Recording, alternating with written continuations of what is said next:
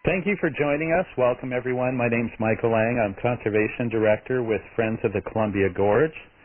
And just a little bit about Friends of the Columbia Gorge. We're a nonprofit organization with over 7,000 members. We're dedicated to protecting and enhancing the scenic, natural, cultural, and recreation resources of the Columbia River Gorge National Scenic Area. We have offices in Portland as well as offices in Hood River and Washougal. We are sponsoring a series of educational forums called After the Smoke Clears. There are 3 educational community forums that help the public understand how, first of all, understand the Eagle Creek fire and what happened, and also how they can support forest recovery in the gorge, and also help recovery of gorge communities and businesses that were hit so hard. These educational community forums are sponsored by Friends of the Columbia Gorge, also a number of other groups, including Oregon Wild, Trail Keepers of Oregon, the Hood River Valley Residents Committee, and Gorge Ecology Center as well. And this evening we're having the third of those forums that is going to be held in Hood River, and it's at the Bow Theater Auditorium at the Hood River Valley High School. And doors open at 5:45 and the event starts at 6:30. And at this time I'd like to welcome Jerry Franklin, but before I do, I want to give an introduction. Dr. Jerry Franklin is a world-renowned forest ecologist who is considered the father of new forestry. He's a professor in environment and forest sciences at the University of Washington College of the Environment.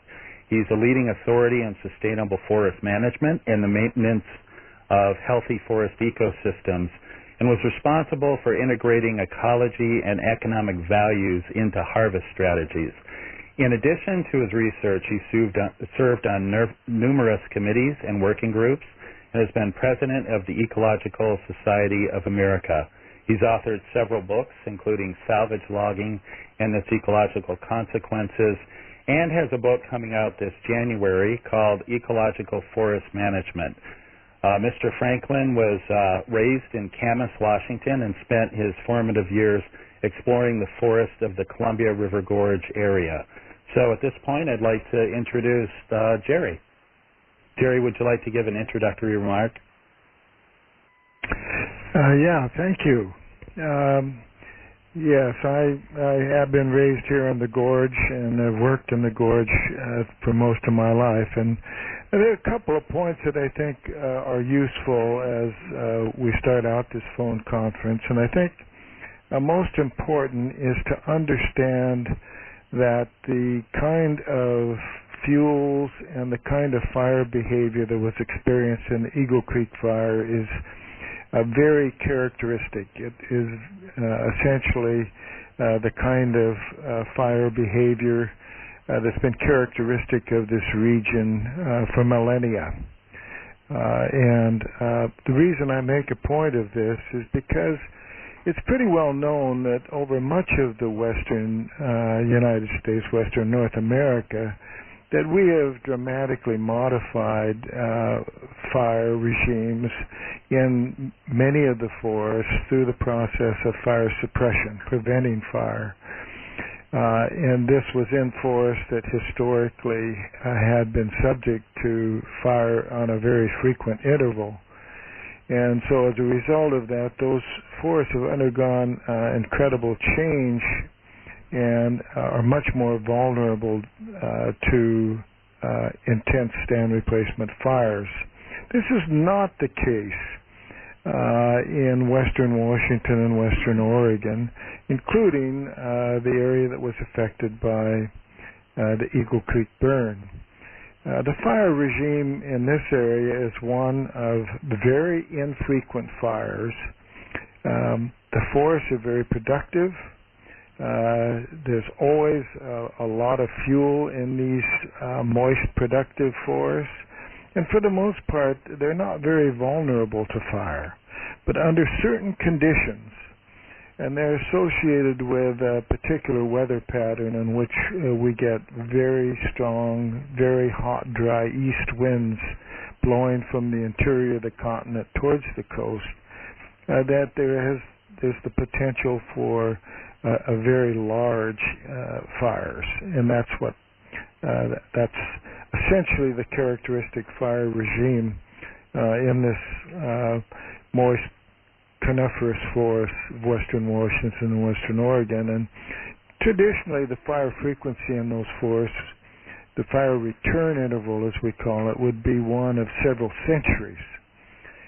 But under those circumstances in which you get those unusual weather conditions along with an ignition, you have this potential for these very large, very severe fires to occur, and that's what happened. And essentially, Eagle Creek burned just as it did back in 1902. In 1902, there was another episode of fire. Interestingly, the ignitions were all human-caused, as was the case of this fire, but it was the weather, along with the presence of an ignition, that allowed these very fuel-loaded forests to undergo the kind of event that they did. So infrequent, really infrequent fire, but when fire does occur, it has the potential to be very intense. And again, my point would be that human activity has not significantly influenced either the fuel loadings or the behavior of that fire. So it's a totally natural kind of event, excepting, of course, the ignition, which was done by a human.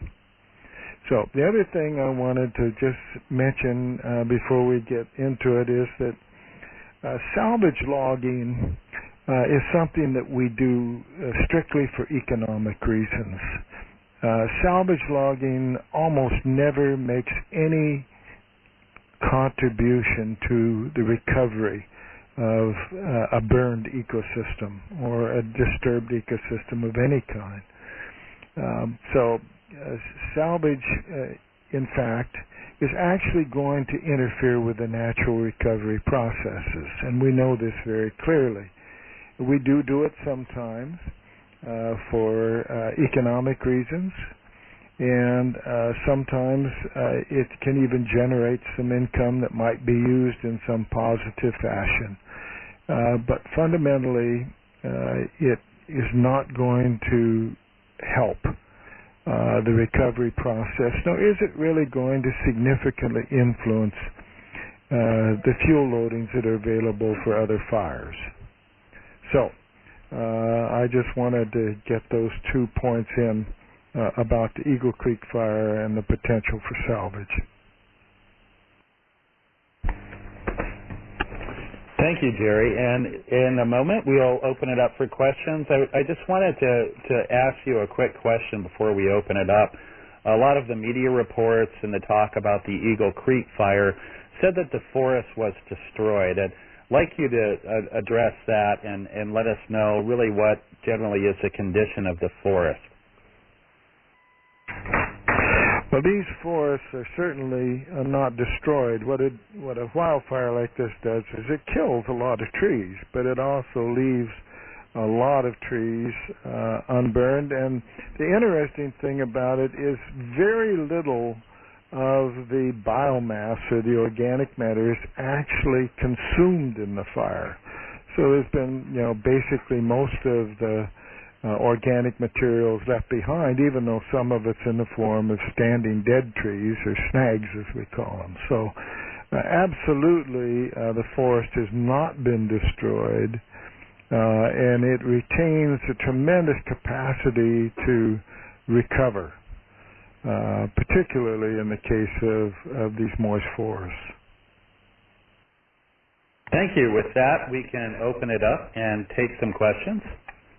At this time, we will open the floor for questions. If you would like to ask a question, please press the star key followed by the 1 key on your touch-tone phone now. Questions will be taken in the order in which they are received.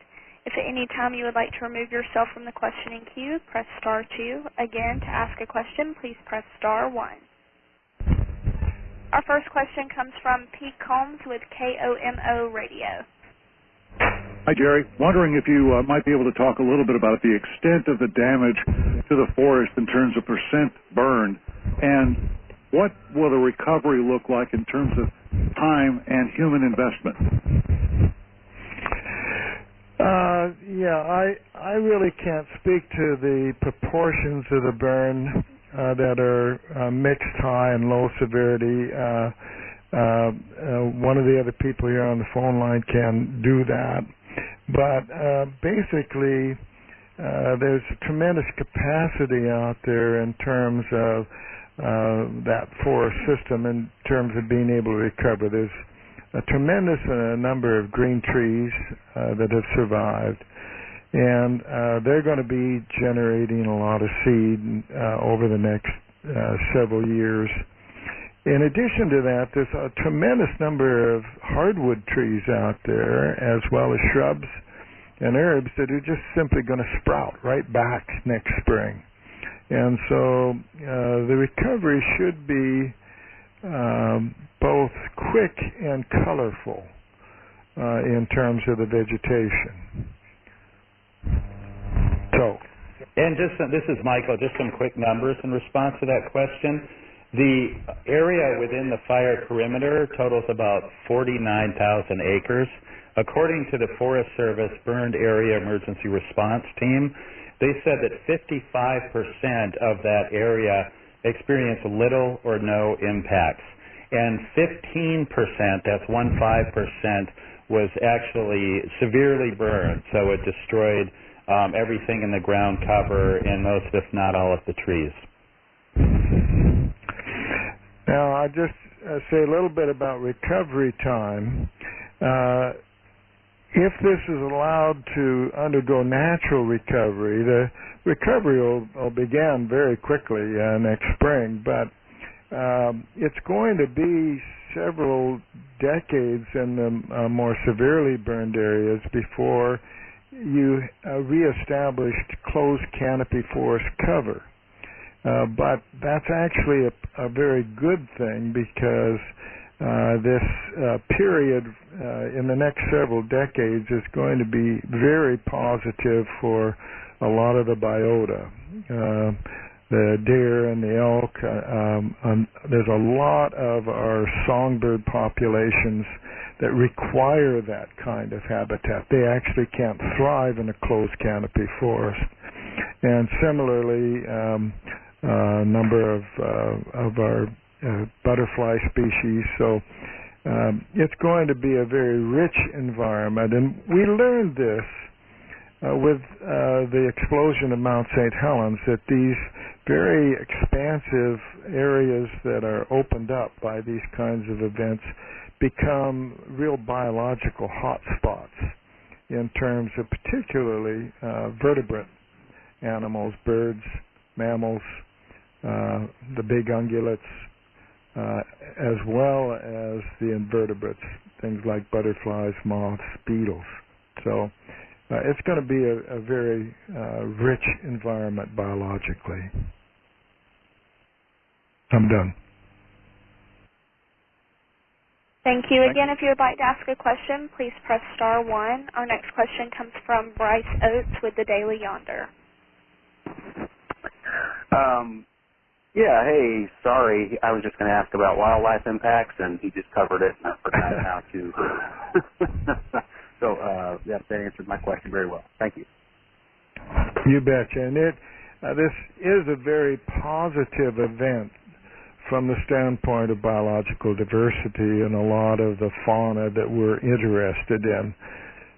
When I was growing up, we didn't go hunt in the closed canopy forest. We learned to hunt in the Acalt burn, the 1902 burn. That was where we did our deer hunting. So. Okay, I'm showing there are no further questions in the queue. This is Michael. I just had a question, too, about some legislation pending in Congress that would seek to speed up logging, even clear-cut logging, within the areas impacted by the fire in the National Scenic Area. Would these types of bills or legislation help or hurt the recovery of the forest? Well, just Jerry Franklin again. My response to this is that any kind of significant salvage operations in this area are going to be very destructive to the ecological recovery processes. And again, I think it's useful to think of salvage as putting a tax on recovery. And if the salvage operations are really extensive, it's a very heavy tax. And it's actually going to delay recovery processes and make them less rich than they would be otherwise.